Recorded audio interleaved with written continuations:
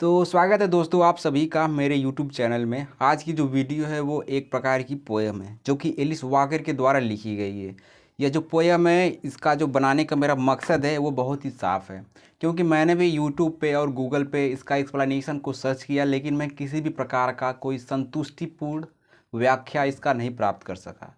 तो मुझे यह महसूस हुआ कि मेरे ही तरह बहुत से स्टूडेंट होंगे, वो भी इस प्रकार की जो एक्टिविटी है कर रहे होंगे, वो भी इसका एक्सप्लेनेशन यूट्यूब पे गूगल पे सर्च कर रहे होंगे।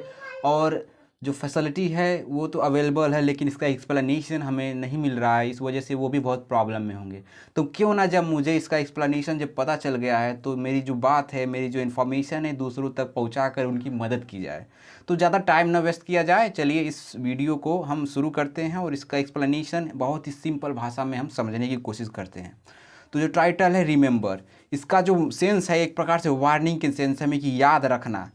और जो ये थीम अगर हम इसकी बात करें तो एक प्रकार से रेशियल डिस्क्रिमिनेशन पर बेस है, क्योंकि जो एलिस वॉकर है वो एक प्रकार से फीमेल हैं और उन्होंने बताने की कोशिश की है कि उनके कंटेम्प्रेरी टाइम में किस प्रकार के डिस्क्रिमिनेशन हुआ करते थे, किस प्रकार से वहाँ पर रेशियल डिस्क्रिमिनेशन कलर पे, जेंडर पे, इस प्रकार के थ्योरी बेसिस पे हुआ करते थे। तो उन्होंने अपनी बात को इस पोयम में रखा है और अपने ही माध्यम से रखा है कि किस प्रकार से लोग काली औरतों को, जो एक थोड़ी सी ही डार्क कंप्लेक्शन की होती हैं, उन्हें इग्नोर किया करते हैं, और जो वाइट पर्सन होते हैं वो अपने आप को सुप्रीम समझा करते हैं। तो जिसे जो है 3 स्टेंजा में बटी हुई है। जो इसका पहला स्टेंजा है उसमें उन्होंने बताया है कि समाज किस प्रकार से हमारे प्रति नज़रिया रखता है, और अपनी खूब कमियां बताई है कि समाज क्या क्या हमारे में देखता है, किस प्रकार की कमियां हैं। तो चलिए शुरू करते हैं। तो पहला जो स्टेंजा है, आई am the girl with the dark skin whose shoes are thin. I am the girl with the rotted teeth. I am the girl with a wounded eye and melted ears. जिसमें writer हैं वो बताना चाहती हैं कि मैं वैसी लड़की हूँ जिसके पास काली स्किन है, यानी जो कि कुरूप है, और जिसके जो पैर हैं वो बहुत ही पतले हैं। यहाँ पर जो है सेंस लिया गया है वो पतले होने से नहीं लिया गया, इसमें बताया गया कि पावर्टी कितनी है, यानी हमारे जो सोसाइटी में है, जिस सोसाइटी में हम रह रहे हैं, वो एक स्पेशली एक लेडी जो डार्क कंप्लेक्शन की है, किस प्रकार की गरीबी में जी रही है। और जो आगे अगर बढ़ेंगे तो I am the girl with the rotted teeth, इसमें बताया गया है कि मैं एक ऐसी लड़की हूँ जिसके दांत सड़े हुए हैं। यानी जो कंटेम्प्रेरी जो वाइट पीपल हैं उनका जो नज़रिया है हमारे प्रति एक प्रकार से बहुत ही ख़राब है, कि हमारे पास कोई सेंस नहीं है, ना ही हमारे पास सब सफाई है, हम गरीब हैं, इस प्रकार से बताया गया है। और जो आगे है, आई am the girl with the bounded I and the melted year, मैं एक ऐसी लड़की हूँ जिसकी आँख जख्मी हुई है और जो कान है वो एक प्रकार से बह रहा है, यानी कि हमारे पास कोई साफ सफाई नहीं है। इस प्रकार इसमें जो है कुरीतियाँ बताई गई हैं कि समाज में जो हमारी स्थिति वह बहुत ही ख़राब है। तो दोस्तों यहाँ पर जो हमारी फर्स्ट स्टेंजा है वो कंप्लीट हो चुकी है। आइए अब हम दूसरी स्टेंजा पर चलते हैं।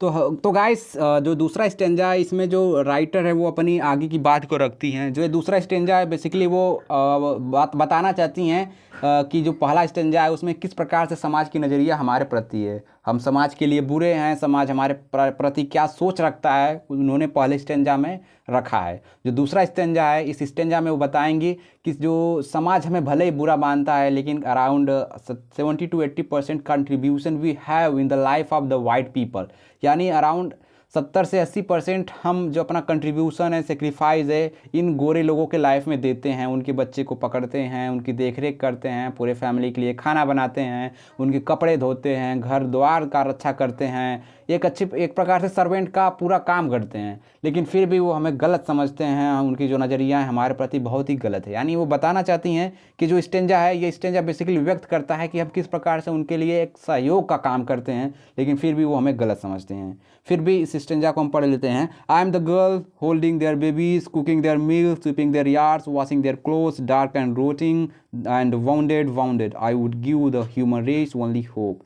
इस स्टेंजा में वो ऐसा, जैसा मैं बोला हूँ वैसा ही कहना चाहती हैं कि हम वो लोग हैं, इसमें जो मैं है इसको किसी एक पर्टिकुलर के लिए नहीं यूज किया गया है, पूरे ब्लैक कम्युनिटी के लेडीज़ के लिए यूज किया गया है, कि हम वो लोग हैं जो उनके बच्चों की देख रेख करते हैं, उनके लिए खाना बनाते हैं, उनके घर द्वार की सफाई करते हैं, उनके कपड़े धोते हैं। और हम ही लोग हैं जो काले हैं और जख्मी हैं, एक प्रकार से गंदे लोग हैं उनके नज़रियों में।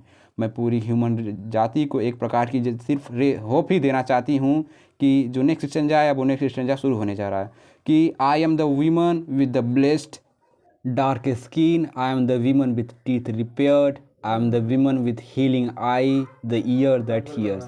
बेसिकली जो है लास्ट स्टेंजा है इसमें वो दिखाना चाहती हैं कि जो भी वो समाज में जो कुरीतियों को सह रही थी, जो भी जिस प्रकार से मानसिकता है वाइट लोगों की, काले लोगों के प्रति वो जो सह रही थी, वो एक प्रकार से तब टीनेजर थी, उनके अंदर उतनी सहनशीलता नहीं थी, इतनी उनका मैच्योरिटी उनके पास नहीं थी कि वो समाज का सामना कर सकते हैं। स्पेशली यहाँ पर वीमन शब्द का प्रयोग हुआ है, यानी कि वो एक प्रकार से नाउ मैच्योर हो गई हैं समाज की कुरीतियों को सहने के लिए और समाज को टक्कर देने के लिए। यानी जो ये लास्ट स्टेंजा है उसमें वो बताना चाहती हैं कि आई हैव डार्क स्किन, हमारे पास डार्क स्किन है इसका कोई मतलब नहीं है, लेकिन फिर भी हम एक वीमेन हैं और हमारे जो दांत है भले ही उनके लिए सड़े हुए हैं, लेकिन वो फिर भी हमारे लिए एक प्रकार से स्वच्छ दांत है जो एक प्रकार से हील हो गए हैं। और हमारी जो जख्मी आई यानी आंखें थी वो एक प्रकार से अच्छी आंखें हो गई हैं जो सब कुछ देख सकती हैं, सब कुछ सुन सकती हैं। अब कोई मैटर नहीं करता कि लोग क्या समझते हैं। तो बेसिकली यही पोएम थी।